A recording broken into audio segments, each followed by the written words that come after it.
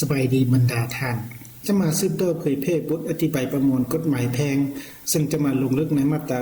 86บนอยู่ของผู้บ่พ้นเกษียณอายุบนอยู่ของผู้บ่พ้นเกษียณอายุแม่นบนอยู่ของพ่อแม่ถ้าพ่อแม่มีบนอยู่ตั้งกันนั้นบนอยู่ของลูกแม่นบนอยู่ของพ่อหรือแม่ที่ลูกได้อาศัยอยู่นำผู้บ่พ้นเกษียณอายุอาจมีบนอยู่ตั้งห้าตามคำเห็นดีของ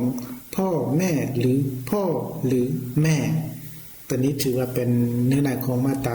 86เนาะแล้วต่อมาจุดประสงค์ของมาตรานี้ก็เพื่อกำหนดให้ผู้บนอยู่ของเด็กหรือผู้บ่ทันพ้นเกษียณอายุเนาะ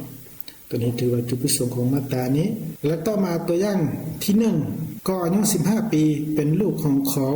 และขอได้ขึ้นสมโนครัวกับพ่อแม่บนอยู่ของก่อให้ถือว่าแม่นบนที่พ่อแม่อาศัยอยู่ในกรณีพ่อและแม่ของก่อห้างระยะห่างกันแล้วพ่อและแม่ก็ได้แยกย้ายการไปอยู่คนละบ้านศาลได้ตักเสียนให้ก่อไปอยู่นำแม่ที่อยู่ของก่อแม่นที่อยู่บ้านเดียวกันกับแม่ในกรณีที่ก่อได้ไปอาศัยอยู่นำลุงอยู่บ้านอื่นตามการเห็นดีของพ่อแม่ก็ให้กำหนดเอาบ้านอยู่ของลุงเป็นบ้านอยู่ของเด็กตัวนี้ถือว่าเป็นตัวอย่างที่1และต่อมาตัวอย่างที่2ดอกอายุ14ปีได้ย้ายจากแขวงก่อมาอยู่บ้านขอเมืองคอแขวงงอนำเอา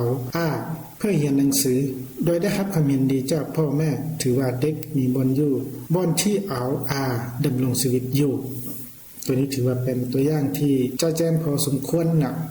ฉะนั้นการเผยแพร่มาตรา86มหอดนี้ก็ได้สิ้นสุดลงเพียงเท่านี้นะขอขอบใจ